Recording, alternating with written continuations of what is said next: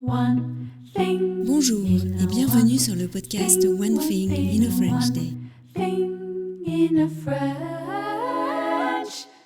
Aujourd'hui, vendredi 6 septembre 2024, cet épisode, le numéro 2409, s'intitule Le voyage interrail de Michaela et Anna.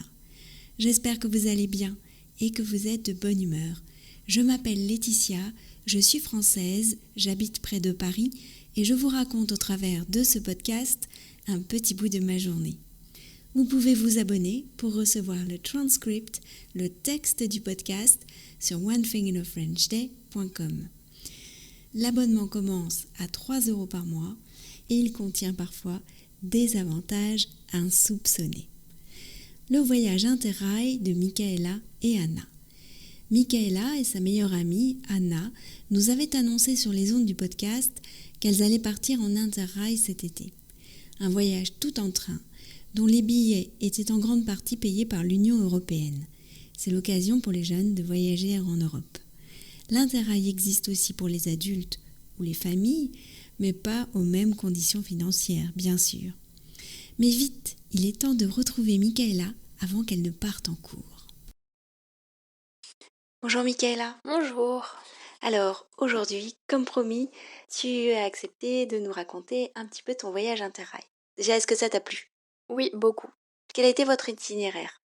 Alors, comme on n'avait pas énormément de temps entre nos vacances respectives, ma rentrée un peu plus tôt, etc., on a décidé de faire 2 villes pour bien profiter de chaque endroit et vraiment s'imprégner de la ville. Du coup, on a été d'abord en Autriche, à Vienne, et ensuite en Allemagne, à Munich, et ensuite on est retourné à Paris. Tout ça sur combien de jours?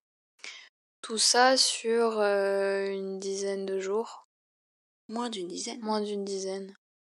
Et si tu devais faire un top 5 de ce que vous avez fait pendant ce voyage, quel serait-il?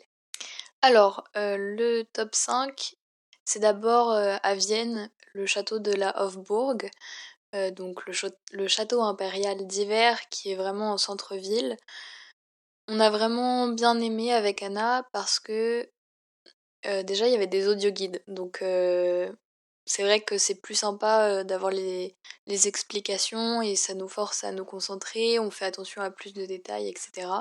Et on s'est vraiment rendu compte que la vie de Sissi l'impératrice était assez horrible et assez triste, mais que en même temps c'était une femme moderne qui à son époque était déjà super sportive, etc.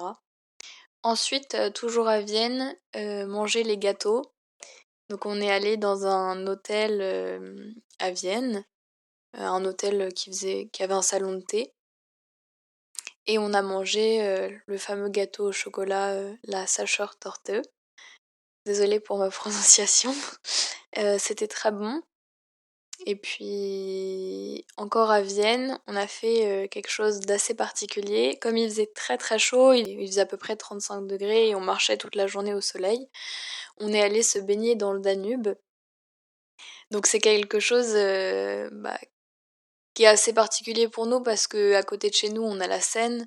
Donc vous avez dû voir pendant les JO, il y a eu pas mal de polémiques puisque la Seine a été assainie. Puis il y a aussi il y a pas mal de péniches qui passent sur la Seine, donc on se baigne clairement pas dans la Seine. Mais là, se baigner dans le Danube, c'est vraiment une pratique courante. Et puis c'est pas du tout comme se baigner dans un lac ou à la mer. Et là où on est allé se baigner, c'était une piscine municipale. En fait, c'était géré par la municipalité, donc on a payé notre entrée. Mais sauf que comme c'était pas une piscine en fait, c'était baignade sur le Danube avec surveillance, hyper bien organisée, avec des casiers pour ranger les affaires, des stands où acheter de la nourriture. Donc en fait, on pouvait y passer la journée. On a passé l'après-midi là-bas. Ensuite, à Munich, manger un kebab, un doner kebab, c'était franchement sympa. Parce que c'est pas du tout comme à Paris, il y a vachement plus de légumes, donc ça rend le kebab beaucoup plus frais en bouche. Et c'était super bon, le pain était fait maison et tout ça. Franchement, c'était génial. Et ensuite, c'était voir les surfeurs à Munich, près de l'English Gardener. Je crois que ça s'appelle comme ça. C'est un endroit connu mondialement parce que c'est considéré comme le meilleur endroit en ville au monde pour faire du surf. Donc en fait, après en lisant sur internet, il y a des surfeurs hyper connus qui viennent surfer là-bas. Et on est vraiment en ville. Et donc il y a des centaines de touristes. Donc on l'a aussi fait et on s'est arrêté pour regarder les surfeurs. C'est vraiment assez impressionnant. C'est sur un cours d'eau. Oui, c'est sur un cours d'eau et en ville, quoi. Et sinon, au niveau de l'ambiance des villes? Alors Vienne, c'est une ville que j'ai trouvée vraiment super apaisante. Enfin, j'avais lu des critiques comme quoi c'était la ville numéro 1, où on se sentait le plus en sécurité, notamment quand on voyageait seule en tant que femme. Et Munich, j'ai été assez surprise parce que c'est très, très, coloré comme ville et surtout au niveau des vélos, parce qu'on a pris le vélo à Munich une fois.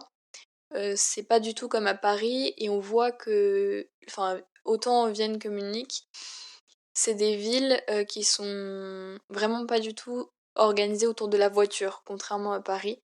C'est-à-dire qu'en fait, le centre-ville, il est piéton et oui, il y a les voitures, mais du coup, il y en a très, très peu et enfin, c'est pas du tout la même chose. On voit que les piétons et les vélos sont prioritaires, alors qu'à Paris, il y a beaucoup plus de place pour les voitures. Bon, à Paris, ça commence de plus en plus à être aménagé, mais on a toujours des conflits, on entend toujours parler des conflits avec les piétons et les vélos. Et là, c'est pas du tout le cas. Merci beaucoup, Michaela. De rien, à bientôt. Merci Michaela et bon courage pour cette rentrée universitaire. N'oublie pas la magie de ce voyage. One Thing in a French Day, c'est fini pour aujourd'hui. Je vous souhaite à tous de passer un très bon week-end et je vous retrouve lundi pour un nouvel épisode du podcast. À bientôt, au revoir.